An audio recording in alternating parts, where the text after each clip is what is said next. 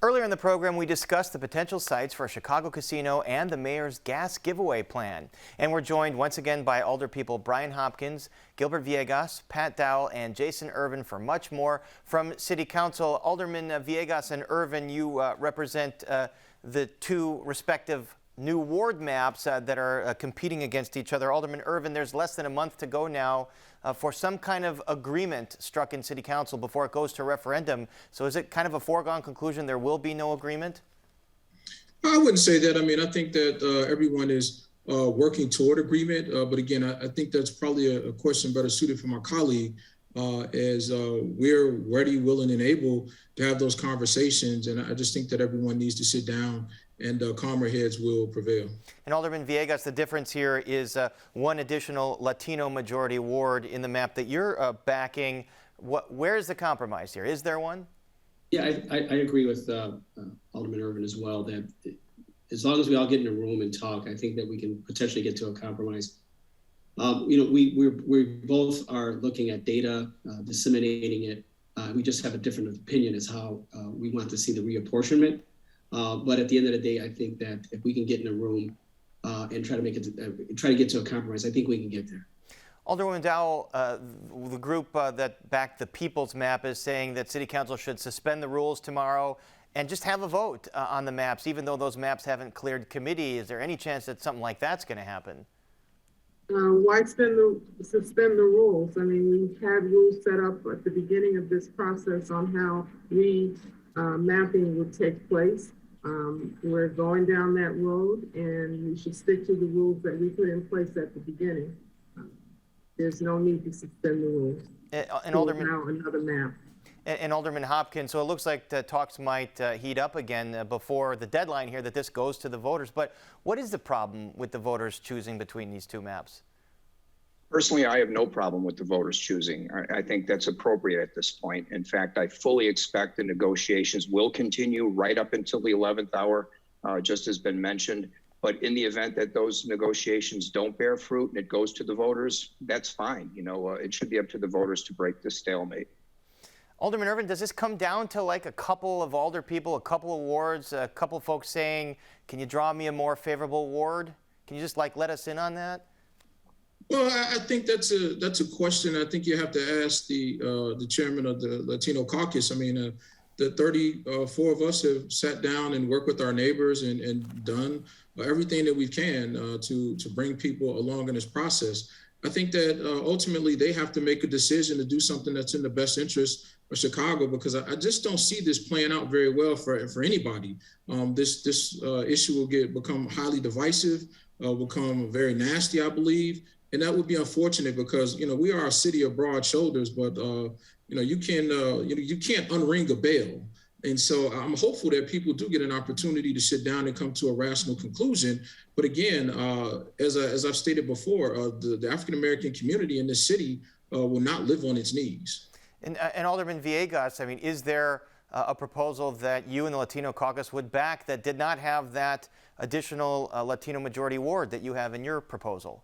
Yeah, I think that we would have to continue dialogue, just as Chairman Ervin has mentioned. I think that if we get in a room and try to come to a conclusion and compromise, look at data. I mean, look, when you take a look at what the census just reported, that there was an undercount of Latinos of 5.5% and 3% African American, and an overcount of Caucasians and Asians. And so if we can look at that new data and continue to analyze it and reapportion it accordingly, I think that we can get to a compromise. But we have to have true discussions and both parties be willing to discuss ways that we can work together, as Alderman Ervin has stated. Still seems to be a demographic issue here. Alderwoman Dowell, one of your colleagues, has introduced a new ethics ordinance that would really ratchet up the fines that older people have to pay for violating the ethics code, as much as $20,000 they'd have to pay. Is that something that you and your colleagues would support?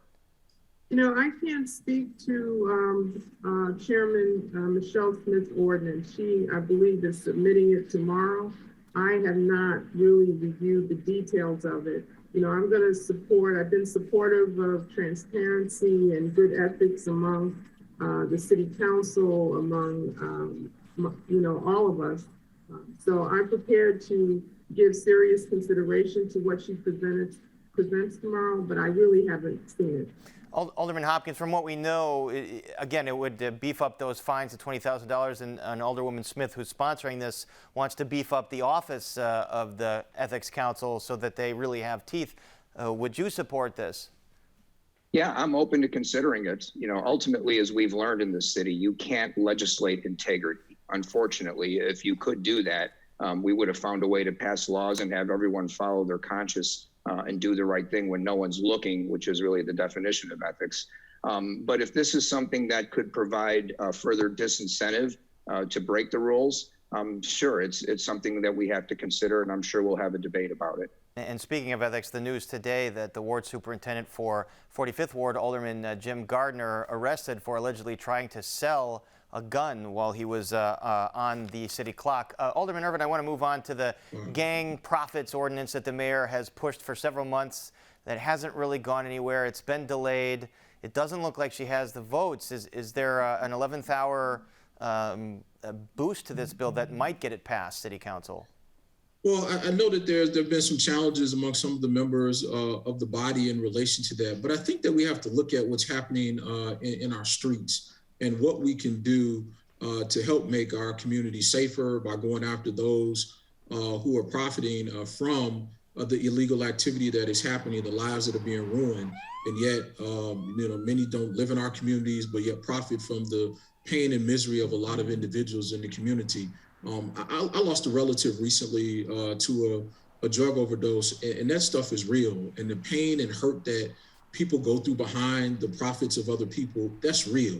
And I think we need to look at it from a perspective of how can we disrupt the lives of those who want to disrupt the lives of so many Chicagoans as they've been doing for a number of years. And so I'm hopeful through more talks and negotiations that we can get to a point where we honestly can go after individuals who are basically doing our communities harm and living a high life forward. And our condolences to your family on that, Alderman Ervin. Alderman Villegas, I mean, it's gotten opposition from folks like the ACLU, and then on the complete other side, that head of the FOP, John Catanzara.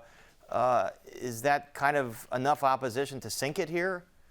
Yeah, I think that it's very rare that you get both the ACLU and FOP opposing a piece of legislation. Members of the body have, the supermajority of the members of the body are not sold on this idea yet. Again, when you have the ACLU and FOP both agreeing that this legislation is bad and detrimental to the Black and brown communities, then you have to it gives pause, and there has to be some serious tweaking in order to get it passed. And this certainly would be a major defeat for Mayor Lightfoot if it does not pass. We'll watch and see that tomorrow, as well as all other City Council business. And our thanks to Alderpeople Brian Hopkins, Gilbert Villegas, Pat Dowell, and Jason Ervin. Thanks so much. Thank you for having us.